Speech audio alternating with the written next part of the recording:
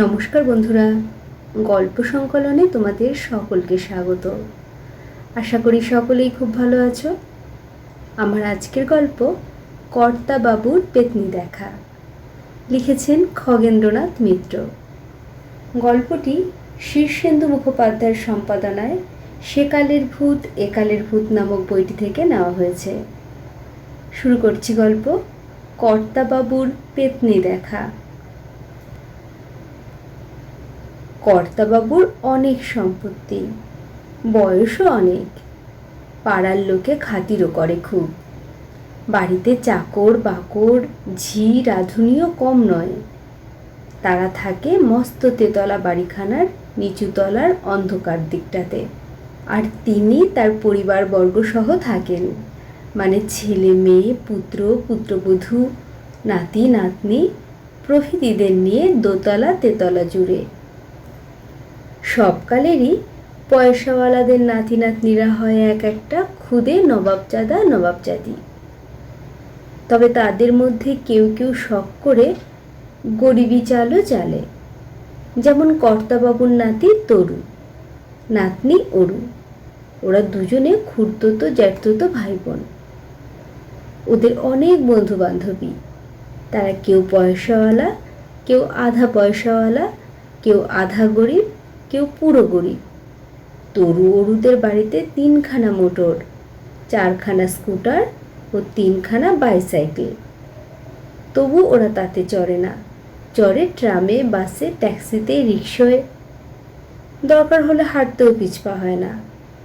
ওরা সব কলেজে ঢুকেছে, সুতরাং পোশাক আশাক চুল জুলপি যে স্কুলের খোকা কুকুদের মতো হতে পারে না তা কি বিশেষ করে বলার দরকার। তাই কখনো কখনো দু ভাই বোন পাশাপাশি দাঁড়িয়ে থাকলে পিছন থেকে অরুকে মনে হয় তরু, তরুকে অরু। সকলেরই একটা না একটায় বেশি টান থাকে। ওদের শখ সিনেমা দেখায়, বিশেষ করে হিন্দি সিনেমায়। সিনেমার হিন্দি টপ্পা গানে, এতে দোষের কি থাকতে পারে? দোষের হলে ভারত জুড়ে এমন কাণ্ডই হতো না। গান মানেই হিন্দি টপ্পা। আর বুড়ো কর্তাবাবুর হয়েছে খাবার দিকে টান। বুড়ো হলে আর পয়সা থাকলে এমনটা হয়েই থাকে। রোজ রকম রকম ব্যঞ্জন দুধ ক্ষীর খাবার তার চাই। তার জন্যে একটা আলাদা রাঁধুনিও আছে। তার 3 কুলে কেউ নেই। গিন্নিমা 3 বছর আগে গঙ্গার ঘাট থেকে তাকে পড়ে পাওয়া 14 আনার মতো একদিন কুড়িয়ে এনেছেন। মানুষটির মুখে কথা নেই, রাধেও ভালো, জানেও শিখেছেও অনেক। কিন্তু সব দিন টক ঝাল নুন সমান হয় না। কর্তা সেদিন ক্ষেপে যান, বলেন, দৌড় করে দাও, আমার পয়সা সস্তা। সত্যি তো, পয়সা খরচ করে শখের খাবার যদি খাওয়া না গেল তবে রাগ হওয়ারই তো কথা। বেচারি রাঁধুনি রান্নাঘরের কোণে দাঁড়িয়ে নীরবে কাঁদে। গিন্নিমা কর্তাকে ঠান্ডা করেন, তার চাকরি যায় না। এখন কর্তাবাবু বাড়ির মধ্যে 2টি প্রাণীকে বেশি ভালোবাসেন। একটি তার শখের কাবলি বেড়াল শেরখা, অপরটি তার নাতনি অরু। বিড়ালটা দুবেলা তার খাবার টেবিলের এক কোণে দেখেও না দেখার ভান করে বসে থাকে, আর 2টি বেলা তিনি ভালো খাবারের খানিকটা তাকে দেন ও খানিকটা অরুর জন্যে রাখেন। বিড়ালটার রুচি থাকলেও রাত্রে অরুর প্রায়ই খাবারের অনিচ্ছা হয়। শুনে কর্তাবাবু চিন্তায় পড়েন, বলেন, ডাক্তার দেখাও, নির্ঘাত ওর অসুখ করেছে। কর্তাবাবু তো সিনেমা দেখেন না, দেখলে চোখে পড়তো সিনেমার মতো তার পাশে রেস্তোরাঁও ফুল। যেখানে যত রেস্তোরাঁ হোটেল আছে সে সব চলে আধা গরিব আর গরিবদের পয়সায়। সে পয়সার জোগাড় হয় না, থাক। আর বড় বড় হোটেল চলে পয়সাওয়ালাদের টাকায়। অরু পয়সাওয়ালার নাতনি হলেও আগেই বলেছি তার গরিবি চাল।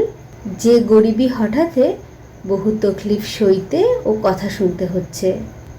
তাছাড়া রেস্তোরাঁর চপ, কাটলেট, কষা মাংসের কাছে বাড়ির তৈরি যে কোনো খানা মনে হয় ভুসিমাল বা গরুর খাদ্য।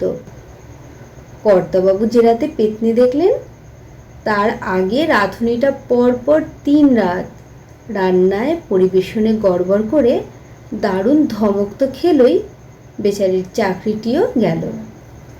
পরদিন ভোরেই কাউকে কিছু না বলে এবং মাইনেপত্র না নিয়েই সে চলে গেল। সকালে উঠে সবাই দেখল তার খুপড়ির দরজা হাট, কেবল একটা ছোট পুটলি পড়ে আছে। কর্তা বললেন, দেখো কিছু নিয়ে সটকেছে কিনা, পুলিশে ডায়েরি করো, ওর ছবি। গিন্নিমা বললেন, তোমার যেমন আধিক্যেতার কথা, যার ঘর দোর আছে পুলিশ তারই কিছু করতে পারে না, ওর তো 3 কুলে কেউ নেই, ওর ছবি কি হবে? খবরের কাগজে ছাপাবে? ওই তো পেতনির মতো ছিরি, কে ওর ছবি তুলে রেখেছে? কর্তা আর কিছু বললেন না। মাত্র 4 দিন পরে সকালের দিকে এক গ্রাম্য কিশোর এসে বললে, মাসি পরশু রাতে কলেরায় মরেছে, মরবার সময় বলেছে তার 3 মাসের মাইনে বাকি, টাকাগুলো দেন, তাই দিয়ে তেনার ছেড়াদ্দ শান্তি করতে বলে গেছে। শুনে সবাই অবাক, যার 3 কুলে কেউ নেই তার বোন এলো কোথা থেকে? বাড়ির একজন বললে, 3 কুল মানে বাপের, মায়ের, শ্বশুরের কুল। একজন রসিকতা করে বললে, আর বোনপো মানে বুনো কুল। কর্তাবাবুর কানে কথাটা উঠতেই তিনি সরকারকে ডেকে জিজ্ঞেস করলেন, বামনি কতদিনের মাইনে পাবে?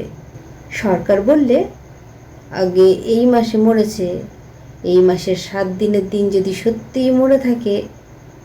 গায়ের লোক ভারী মিছে কথা কয়। তোমার বাড়ি কোথা? গায়ে, তবে আমি ওই সবের জন্যে আর গায়ে যাইনি। বটে, ছোড়াটাকে 7 দিনের মাইনে চুকিয়ে বিদায় করে দাও। যে একে। কিন্তু ছেলেটা একটা পয়সাও না নিয়ে চলে গেল। শুনে গিন্নিমা বললেন, বিষ নেই কুলোপানা চক্কর, না নিবি তো বয়েই গেল। পরদিন শনিবার তিনি গেলেন তারকেশ্বরে বঞ্চির বিয়েতে, ফিরবেন পরদিন। রাত্রে কর্তাবাবু খেয়ে দিয়ে শুয়েছেন। একতলার সিঁড়ি দিয়ে উঠেই ডান ধারে তার ঘর। তার সিঁড়ির বাধারের ঘরে শোয়ে তার 2 নাতনি, অরু আর সরু। গ্রীষ্মকাল, দক্ষিণের বাতাস হু হু করে ঘরগুলোতে ঢুকে উত্তরের জানালাগুলো দিয়ে বেরিয়ে যাচ্ছে। দক্ষিণের বাতাসকে কে না ভালোবাসে, এমনকি কর্তাবাবুও। তাই সিলিং ফ্যান ঘুরতে থাকা সত্ত্বেও তার ঘরের দরজা জানালা খোলা। রাত তখন 12টার কাছাকাছি। সিনেমার নাইট শো থেকে দর্শকেরা বাড়ি পৌঁছচ্ছে আর কি। হঠাৎ কর্তাবাবুর ঘর থেকে রব উঠল।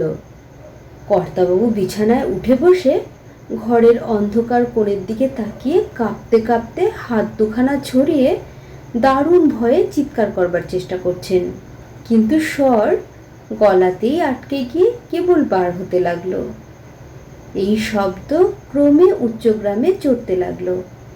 তারই সঙ্গে একটি মেয়েলি গলা শোনা যেতে লাগলো, ও দাদু, আমি আমি এসেছি। কিন্তু দাদুর মানে কর্তাবাবুর ভয়ার্ত চিৎকার বা গলার স্বর তবু থামে না, বরং আরো বাড়ে। শেষে তা যেন চিরে গেল। ততক্ষণে বাড়ির প্রায় সকলেই ছুটে এসেছে। ঘরে বারান্দায় আলো। তারা দেখল কর্তাবাবু বিছানায় বসে 2 হাত ছড়িয়ে হাঁ করে কাঁপছেন। চোখ দুটো কপালে উঠেছে, আর তার সামনে কাচের গেলাসাতে হতভম্বের মতো দাঁড়িয়ে আছে অরু। হইচইতে কর্তাবাবুর সম্বিত ফিরে এলো। তিনি অবাক হয়ে এদিক ওদিক তাকাতে লাগলেন।